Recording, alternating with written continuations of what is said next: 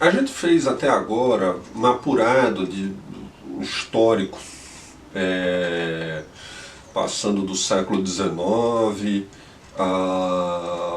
até a atualidade, revisitando a história, alguns principais elementos da história, para entender exatamente as relações do direito internacional.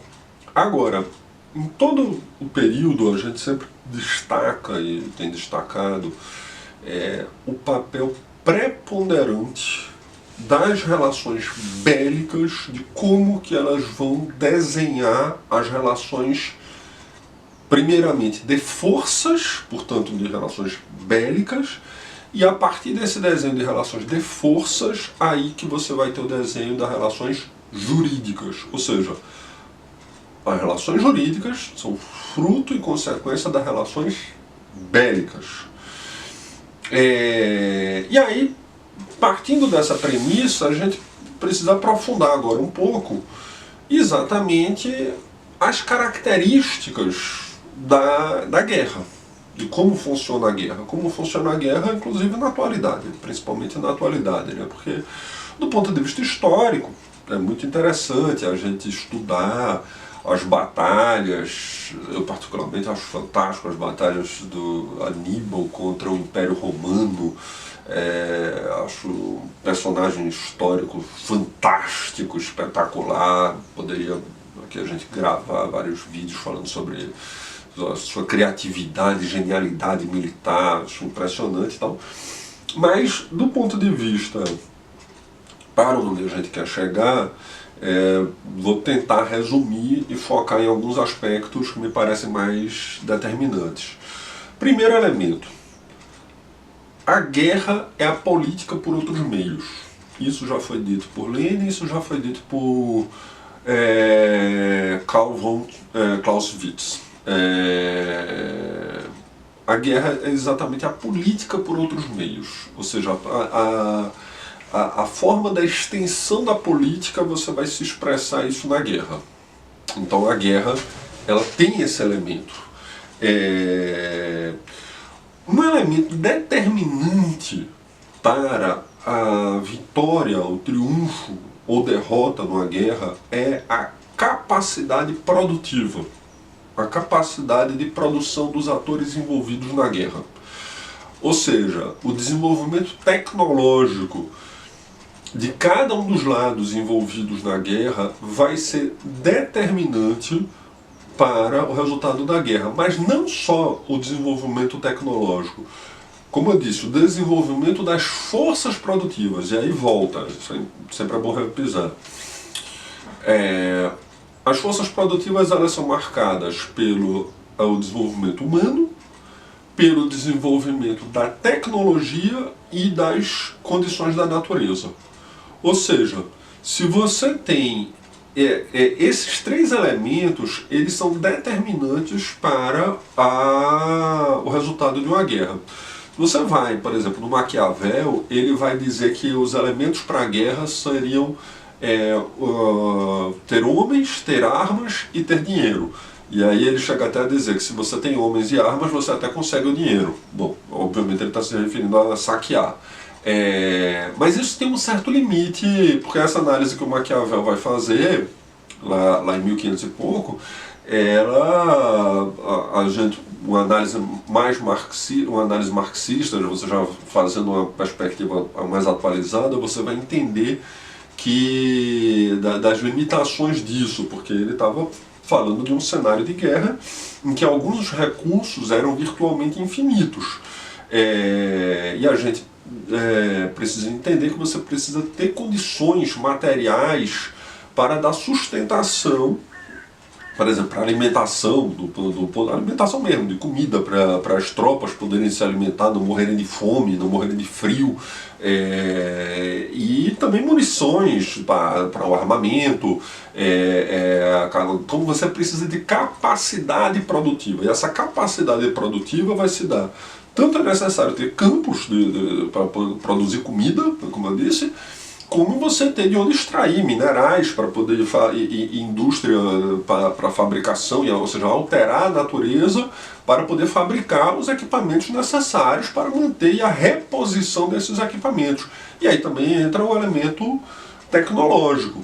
Então, essas balizas, isso aí a gente vai entender mais ou menos como que vai dar a dinâmica da guerra. O Karl Marx, quando ele faz um estudo sobre a Guerra Civil Norte-Americana, ele faz um estudo esplendoroso, porque ele, na verdade, ele escrevia como tipo comentarista num jornal da Inglaterra da época, e ele faz um estudo detalhado de cada estado dos Estados Unidos. Ele vai descrevendo a paisagem dos estados, ele vai descrevendo a composição social de cada estado, desenvolvimento econômico e tal. E até um dado momento o Engels questiona o Marx, dizendo, bom, mas os generais porque quando tem a Guerra Civil Norte-Americana, o Norte estava defendendo o fim da escravidão, na verdade, para poder desenvolver mais o capitalismo, e o Sul querendo manter a escravidão, o Sul escravocrata e tal. E aí o general do Norte, o Grant, era um bêbado, tanto é que virou depois marca de uísque e tal, o pessoal faz piada com isso. E aí o Engels diz, pô, mas o Norte tá complicado, tá? Com essa turma daí. E o Marx dizendo, não, mas o que é determinante aqui é o elemento da capacidade produtiva. O Norte tinha mais capacidade, mais dinâmica econômica do que o Sul. Então isso foi determinante para a vitória do Norte com relação ao Sul na Guerra Civil Norte-Americana. Isso nos ajuda a entender, a gente vê a dinâmica de como vai se dar a guerra. Então, e aí você pegando, por exemplo, outros elementos que o Clausewitz vai desenvolver, ele avalia muito a questão do teatro de guerra, e ele avalia que a guerra, para que você chegue no final de uma guerra, é necessário que para as partes em conflito, aceitar a derrota seja melhor do que manter a guerra. Ou seja, quando manter a guerra é mais custoso do que aceitar a derrota, passa a ser melhor aceitar a derrota. E aí você vai ter também o esgotamento da capacidade produtiva das forças envolvidas na batalha. Então, quando você chega num ponto em que as forças envolvidas na batalha chegam no seu esgotamento, é que você vai chegar digamos, no limite, teoricamente, no limite dessa guerra. Então, todos esses elementos teóricos, eles são muito importantes para a gente entender a estrutura e a dinâmica e o funcionamento das guerras. É importante a gente ter esses balizadores bem nítidos quando a gente vai analisar a coisa mais numa sua amplitude maior. Bom, então o que acontece? A guerra, o Maquiavel ele vai trabalhar com os seguintes elementos, né? Que seriam os principais componentes que seriam a infantaria, a artilharia e a cavalaria. É uma compreensão básica que você vai ter do que vai compor os elementos para o teatro de guerra, que vai as forças que vão estar envolvidas diretamente no confronto. Com algumas adaptações a gente pode trabalhar a partir desses elementos, porque, digamos aí, o que seria a cavalaria pode ser depois, por analogia, trabalhado como parte até mesmo na Guerra do Vietnã. A cavalaria passa a ser exercida por helicópteros de alguma forma, ou em alguns outros momentos de guerra você vai ter o uso de tanques de guerra, mais que o papel exercido, por exemplo, pela Força Aérea se equipara ao de uma infantaria, na verdade, ao de uma artilharia, daquela artilharia que vai atacar à distância e tal. Então você tem elementos similares. Agora, o que eu destaco? Uma guerra de ocupação de um determinado território não é guerra simplesmente para destruir o oponente, mas a guerra que se pretende ocupar o território em questão. Essa guerra ela vai precisar necessariamente da infantaria. A infantaria é o elemento determinante até hoje na guerra. Existe um certo mito de que depois da aviação e da bomba atômica acabou, não tem mais, a guerra não precisa mais de soldado e tal. Isso é ilusão terrível. Isso é ilusão. A esquerda não pode cair nessa ilusão, cair nesse engodo.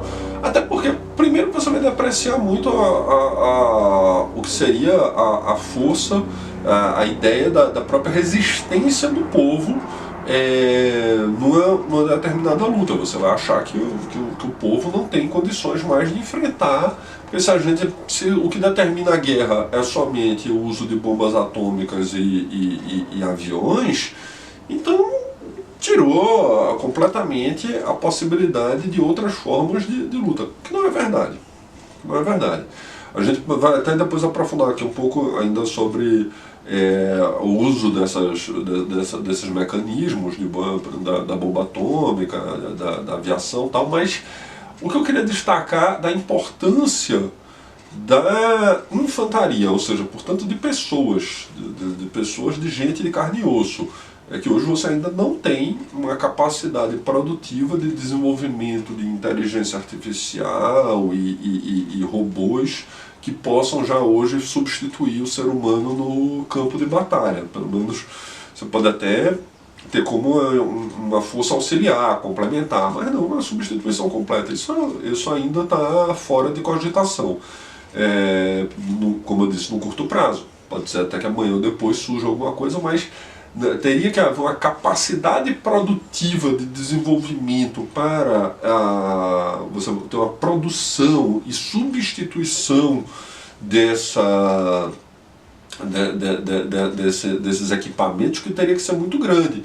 E a infantaria é aquilo que permite exatamente o domínio completo de uma determinada região. Porque se você chega com um tanque de guerra, primeiro que ele normalmente vai precisar de um suporte de infantaria. Depois ele não vai permitir o domínio de fato de uma vila, de uma região, de uma área urbana. Ele não vai permitir o domínio de fato dessas áreas. Tanto é que uma batalha que é emblemática na Segunda Guerra Mundial, que a gente já mencionou em outro vídeo, é a batalha de Stalingrado, que é exatamente uma batalha que o determinante ali foi o quê? Foi a infantaria. O Clausewitz, ele menciona o papel da infantaria de uma forma bem interessante, que inclusive ele chega a escrever no período das invasões napoleônicas, quando Napoleão está avançando pela Europa. E aí o Clausewitz chega a desenvolver uma teoria, uma tese com relação à questão do armamento do povo. E ele diz, olha, a melhor forma de você combater um exército invasor é o armamento do povo, é armar a população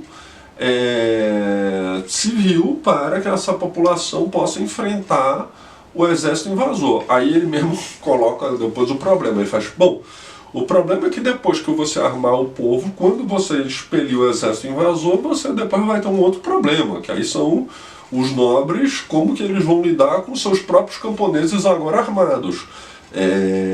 E a verdade é que a classe dominante, a burguesia, sempre passa a ter um problema quando se depara com essa situação. Você tem um exemplo trágico no Brasil, que foi durante a Revolução Guerra Farroupilha, no Rio Grande do Sul, em que os negros aprenderam e foram lutar e estavam com armas, que eram os lanceiros negros, eram chamados lanceiros negros, e depois a burguesia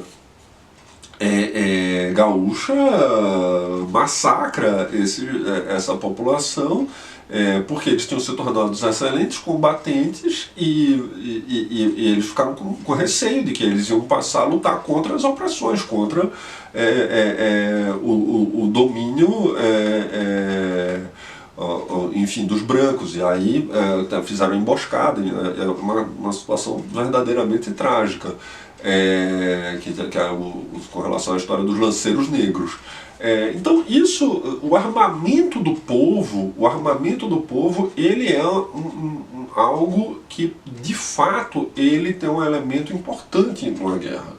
Então se você consegue armar a população para enfrentar um exército invasor, você cria um elemento que você passa digamos, aquele que está resistindo ao ataque, ele vai ter uma vantagem. E aí esse armamento do povo, você vai criar também uma forma de exércitos irregulares, exércitos de resistência. Então, o proletariado tem essa possibilidade de criar esse tipo de mecanismos, de exércitos de resistência, exércitos irregulares, formas de combate irregular. Isso você vai ter em guerrilhas na América Latina, você vai ter na luta contra a ocupação sionista na Palestina, os vários grupos que bravamente conseguem enfrentar o apartheid e a dominação e o massacre, o genocídio sionista que fazem contra o povo palestino. Então, esses exércitos irregulares, eles do ponto de vista defensivo, eles têm uma certa vantagem. Agora, eles não são suficientes para ocuparem novos territórios, porque aí você vai ter uma outra limitação, que aí você vai precisar do exército regular. Tanto é que o Exército Vermelho, ele é criado exatamente com essa lógica. O Leon Trotsky, ele cria o Exército Vermelho, inclusive mudando um pouco a tradição que vinha da esquerda de até então, que era priorizar, então usava a expressão milícias. No Brasil hoje em dia foi deformada essa expressão, porque é usada para grupos de paramilitares da polícia, grupos, bandas fascistas, na verdade são bandos criminosos de policiais. A polícia, enfim, se tornou um braço do crime organizado, e aí ganhou esse nome de milícias e tal, mas a milícia, do ponto de vista originário da palavra, eram agrupamentos de armamentos do povo, armamentos da população. E a esquerda adotava isso mundialmente, inclusive os reformistas, viu? Adotavam grupos de autodefesa, grupos, mesmo os reformistas, mesmo os mais peleguinhos, não eram esse pacifismo dessa turminha riponga, cirandeira e tal. Isso aí é uma bobajada que desarma, literalmente desarma a esquerda de sua capacidade de defesa. Mas vamos seguir. Então eu destacaria o seguinte: os exércitos, as formas de combate chamadas como irregulares, ou seja, que não compõem forças de exércitos regulares, elas podem se apresentar de diversas formas. Podem ser chamadas hoje em dia de grupos teoricamente terroristas e tal, mas isso é um julgamento moral que vai se fazer com relação à tática militar. A questão dos princípios morais envolvidos no combate, isso é uma valoração que a gente pode fazer. Por exemplo, pessoalmente acho inaceitável questões como tortura ou uso de determinadas formas de violência que envolvam violência de opressões, como nas guerras e tal. Pessoalmente eu até tenho esse entendimento, mas a questão de se é uma guerrilha, e aí a guerrilha vai também ter diversas formas, porque a guerrilha tem a característica que vai atacar e recuar. Ela não é um ataque permanente que vai tomar posições, principalmente uma guerrilha urbana. Então você tem no Brasil, durante um período, você tem uma guerrilha urbana que está vinculada diretamente à guerrilha rural, em que você tem ataques como formas de expropriação revolucionária, o recuo, e aí você tem a guerrilha rural que tem outras características, então para o domínio de determinadas regiões e tal, mas tudo isso são formas são manifestações distintas do mesmo fenômeno do exército irregular, que você pode... porque o que vai ser, qual é a diferença substancial entre um ataque em que você vai capturar um representante de uma invasão estrangeira, ou seja, por exemplo, o sequestro dos embaixadores que foram feitos no Brasil como forma de libertação e troca de reféns, porque em última análise qualquer preso, seja um preso palestino pela entidade sionista, ou seja um preso pela ditadura no Brasil, é um preso político e que você vai trocar depois esses presos. Você prende, captura o embaixador, captura quem quer que seja e faz depois uma troca de reféns. Esses presos são meramente reféns de lado a lado. Agora, tem um outro elemento que passou, que ganha uma força no período mais recente, que é o elemento da questão dos mercenários. Esse é um outro elemento que muda bastante, porque os mercenários já são estudados há muitos anos na história da humanidade, e a relação que se tem com os mercenários. O próprio Maquiavel, por exemplo, era muito relutante, na verdade ele era contrário ao uso de mercenários, ele entendia que não eram forças confiáveis os mercenários. Por exemplo, Trotsky já vai ter uma posição um pouco mais pragmática com relação a isso, com relação no sentido de como que você vai lidar com isso. Mas os mercenários, hoje, eles passam a ser atores no teatro de guerra muito relevantes. Uma expressão que ganhou muita notoriedade recentemente é o uso de mercenários pela Rússia, do grupo Wagner, que atua no mundo inteiro, inclusive seu líder foi morto de forma bastante suspeita, complexa, tal, tentou lá meio que uma insurreição contra o Putin, depois recua, depois vai tentar, enfim, ele está toda uma história lá obscura, mas não é um privilégio, não é uma exclusividade da Rússia o uso de forças mercenárias. Os Estados Unidos têm o grupo lá, o Blackwater, que também foi muito usado no Iraque, mas é usado em outras operações. Os mercenários muitas vezes eles vão fazer o papel do jogo sujo, eles vão fazer o papel que é aquilo que as forças regulares não fariam, ou não, teoricamente não poderiam fazer e tal. Então muitas vezes os mercenários vão fazer muito esse papel. O uso de mercenários hoje ele está muito ligado também com a relação direta com as forças de crime organizado, ou seja, não tem muita diferença estrutural entre um grupo mercenário e um grupo mafioso. Na verdade, não dá para você separar, distinguir exatamente o que é um grupo mafioso e o que é um grupo mercenário. Na essência, termina sendo a mesma coisa.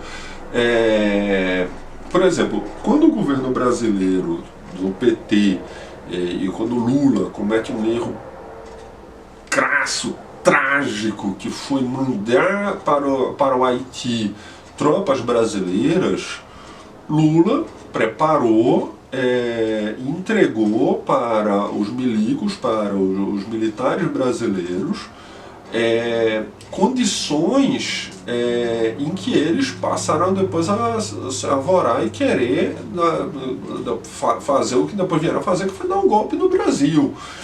Porque, na verdade, o exército brasileiro, como o exército de vários países semicoloniais, ele é um exército, na verdade, de ocupação contra os povos desses países. É um exército, praticamente um exército invasor, é um exército contra a classe trabalhadora desses países. Não que o exército dos países imperialistas seja um exército que não reprima o seu próprio povo. Na verdade, também, em última análise, é um exército que também está a serviço da repressão do seu próprio povo. Mas há uma diferença dos países imperialistas com relação à posição do exército estar para as fronteiras para fora, e nos países semicoloniais o exército está das fronteiras para dentro. Agora, voltando, o exército brasileiro, quando vai para o Haiti, ele passa a estabelecer também relações com os grupos mercenários. Tanto é que o Braga Neto se envolve com um grupo mercenário, que depois ele se envolve mais na frente, o general Braga Neto, né, que foi preso na conspiração golpista e tal, ele se envolve com um grupo mercenário que estava envolvido com a compra de coletes à prova de bala e tal, alguma coisa do tipo. E aí, que era exatamente o grupo mercenário que depois, tempos depois, foi se envolver com o assassinato do presidente do Haiti, o Jovenel Moïse, que foi assassinado em 2021, e foi assassinado por um grupo mercenário. Então existem grupos mercenários, que aí tem grupos, sei lá, ligados a colombianos, venezuelanos, muito sediados em Miami. Miami é um antro de grupos mercenários e tal, que de forma, aliás, até bem caricata, interessante, é retratado no filme Scarface, quando os supostos refugiados cubanos, na verdade, se passam a organizar, os gusanos, eles passam a organizar a máfia, né, o crime organizado em Miami e tal. Isso é uma realidade até hoje. Então, o papel dos mercenários como força do crime organizado, envolvida no que a gente poderia chamar de rogue states, né, estados trapaceiros, estados de pirataria e tal. Hoje a burguesia de vários países passa a colocar uma forma de funcionamento que é abertamente mafiosa. Veja a ligação do Trump com os cassinos e com tudo mais e tal, a ligação do Putin também com esses grupos que eles chamam de oligarcas russos, mas são na verdade setores da própria burguesia russa, né? São setores da burguesia e que tem essas ligações mafiosas com esses grupos mercenários. Então, isso muda bastante o cenário de guerra e a forma como as guerras vão passar a ocorrer no período atual.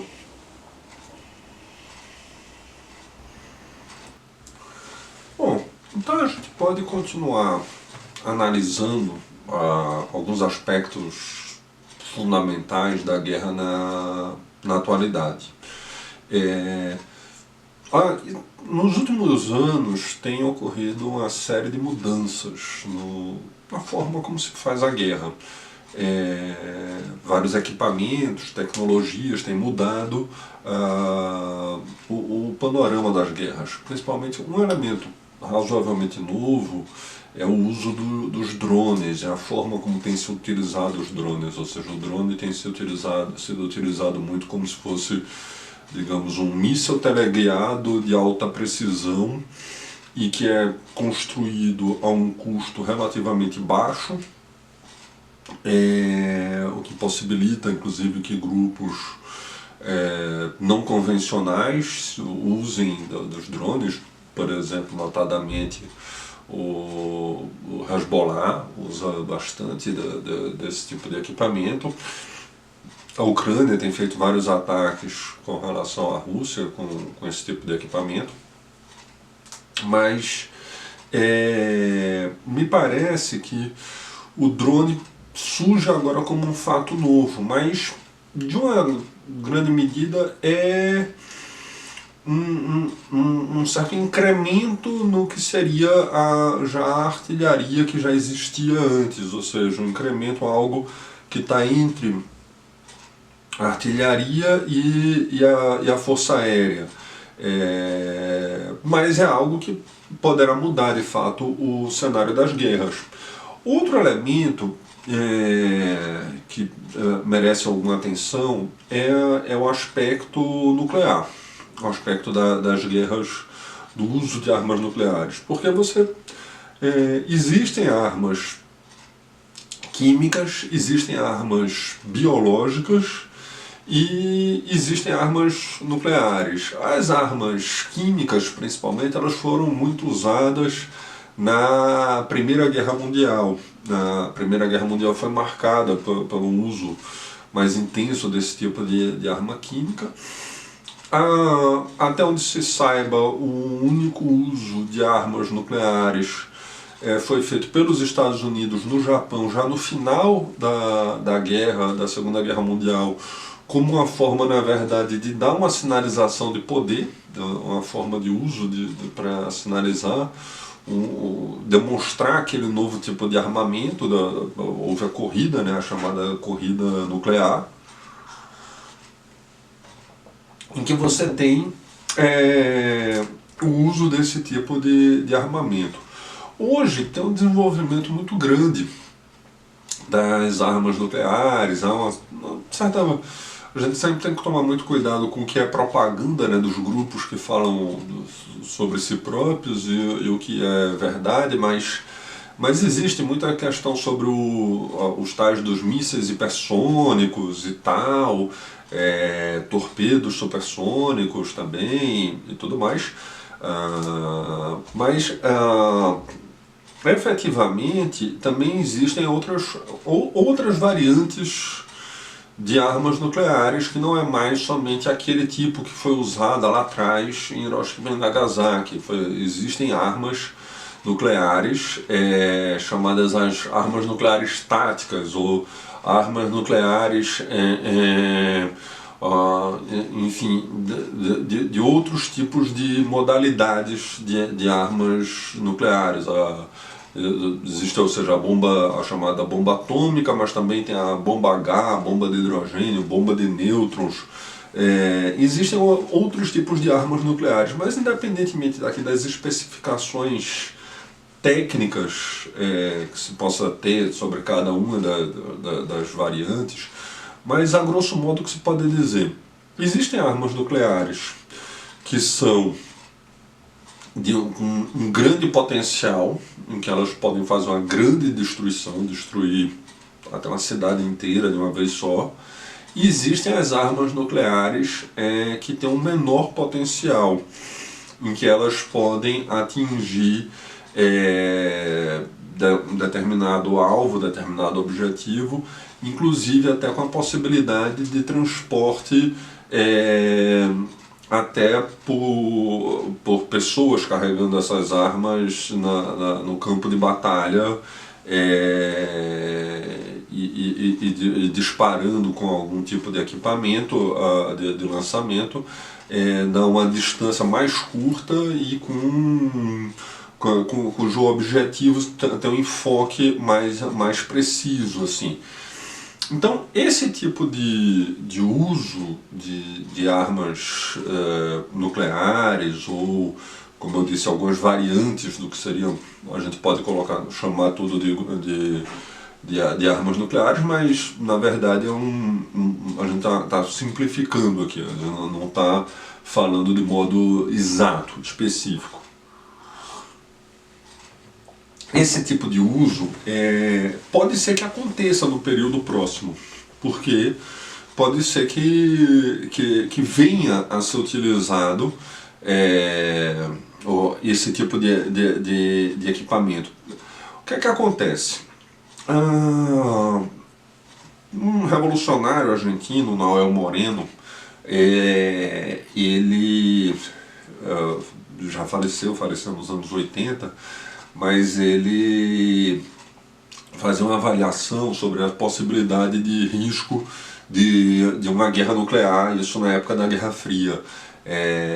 E ele fazia uma caracterização muito interessante, que ele dizia, olha, provavelmente uma guerra nuclear não começaria pelo lado soviético. Por quê? Porque as burocracias têm outra forma de exploração do seu próprio proletariado. Elas não dependem da expansão como o capitalismo depende. Ou seja, os capitalistas, esses precisam tanto da exploração do proletariado e precisam expandir a exploração do proletariado e explorar, inclusive, os meios naturais e o proletariado de outros lugares, que eles estariam dispostos, inclusive, até mesmo ao enfrentamento nuclear, se fosse necessário. Se eles se sentissem ameaçados, se os burgueses se sentem ameaçados de perder o seu poder, eles estão dispostos a irem até uma guerra nuclear para manter o seu poder. Então a burguesia tem esse nível de disposição de ir para o tudo ou nada. Trabalhando com essa mesma avaliação que o Moreno fazia nos anos 80 e que me parece correta, hoje a gente tem um perigo de que existem blocos imperialistas disputando entre si, em que vários atores podem ter interesse e ter disposição do uso de artefatos nucleares para a demonstração de força. Então, essa realidade está dada hoje. Antigamente a gente tinha uma visão de que se estourasse um confronto nuclear, seria meio como aqueles filmes em que uma pessoa aperta um botão e aí começa tudo e acaba o mundo instantaneamente. Hoje, entendendo melhor a dinâmica, os artefatos disponíveis, as possibilidades e tal, a gente entende que talvez não seja tão simples assim. Pode ser que o uso de artefatos nucleares passe a ser, digamos assim, um chamado novo normal em não muito tempo. Eu não estranharia se, de alguma forma, ou a Rússia usasse na Ucrânia para demonstrar força e tentar ganhar território, outro servir de intimidação contra a Europa, ou até mesmo a Europa venha se utilizar ou fornecer coisas do tipo para a Ucrânia, ou os Estados Unidos, ou Israel contra o Irã, ou vice-versa, alguma coisa pelo lado da China, Coreia do Norte. Mas o fato é que eu não imagino que esteja muito longe do início desse tipo de uso desse tipo de equipamento. Imagino que o tempo para o uso está se aproximando, o tempo histórico em que esse tipo de equipamento poderá se tornar uma coisa mais ou menos corriqueira. Bom, o fato é que hoje o uso de determinados equipamentos e determinadas armas no campo de batalha, hoje isso já está muito ampliado, né? Inclusive a gente não tem ideia, na verdade, do que efetivamente, por exemplo, a entidade sionista de Israel ter usado contra o povo palestino no campo de batalha. Porque muito se especula, né? Existe muita especulação sobre alguns tipos de equipamentos que têm sido usados. Algumas coisas a gente não tem como ter uma certeza absoluta, mas existem sérias denúncias sobre o uso, por exemplo, de armas que contenham o que se chama urânio empobrecido, ou seja, é um tipo de urânio em certos metais que isso ajudaria a facilitar a perfuração de determinados equipamentos militares.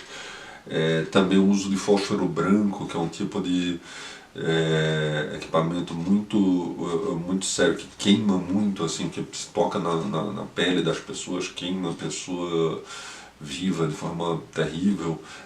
Os Estados Unidos também usou muito isso, né, na Guerra do Vietnã, usou agente laranja, usou bombas de napalm. Napalm é tipo uma gasolina em forma de gelatina, né, que queima de forma absurda, enfim. Então a gente tem um cenário muito difícil, mas é um cenário complexo, mas o campo de batalhas ele continua, isso é importante a gente ter nítido, tendo como determinante o elemento do ser humano, ou seja, a infantaria. Isso ainda é o determinante para dar a tônica do campo de batalha. E aí eu acho que vale a pena a gente relembrar um pouco algumas colocações que Leon Trotsky, que fundou o Exército Vermelho, e assim, Leon Trotsky nos deixa vários ensinamentos muito importantes, e um dos principais, eu acho, que precisa ser muito resgatado na esquerda não somos pacifistas. Nós queremos a paz, mas a paz vai vir com o fim da exploração. A paz será fruto do final da exploração. Isso é muito importante. O Trotsky não era um cirandeiro, não era um riponga pacifista. Muito pelo contrário. Ele fundou o Exército Vermelho. Isso é importante. O Trotsky, por exemplo, era categórico, era a favor do recrutamento obrigatório. Então não tinha essa agora, defende o recrutamento obrigatório em qualquer estado, em qualquer coisa. Não, recrutamento obrigatório para lutar pela defesa da classe trabalhadora, não para os estados capitalistas. Agora, por exemplo, durante a Segunda Guerra Mundial, para enfrentar os nazistas, sim, Trotsky defendia o recrutamento obrigatório, inclusive em determinadas circunstâncias. Então, esse tema ele é complexo. Ele é complexo. Por exemplo, o armamento do povo. A gente, claro que não da forma como a direita faz, que é de forma desorganizada, desregrada, em que é um armamento espontaneísta, individualista, em que as pessoas, quem compra, quem tem poder aquisitivo para poder comprar determinados equipamentos bélicos, ou seja, determinadas armas, isso me parece um problema. Mas defender que a população, como conjunto, como coletividade, tem o direito de poder ter seus armamentos e seus equipamentos de autodefesa proletária, me parece correto. E a gente tem que repensar como a gente vai fazer para ter os equipamentos de autodefesa proletária. Me parece que no cenário mundial é impossível uma nação se manter soberana sem equipamentos de defesa. Isso significa ter, na atualidade, ter drones, na atualidade desenvolver melhor equipamentos soberanos de inteligência, de comunicação, aviação, submarinos, eventualmente equipamentos nucleares. Mas o principal é ter um exército e umas forças armadas a serviço do povo e não contra o povo. Ou seja, o caráter de classe do Estado, no final das contas, vai ser o decisivo.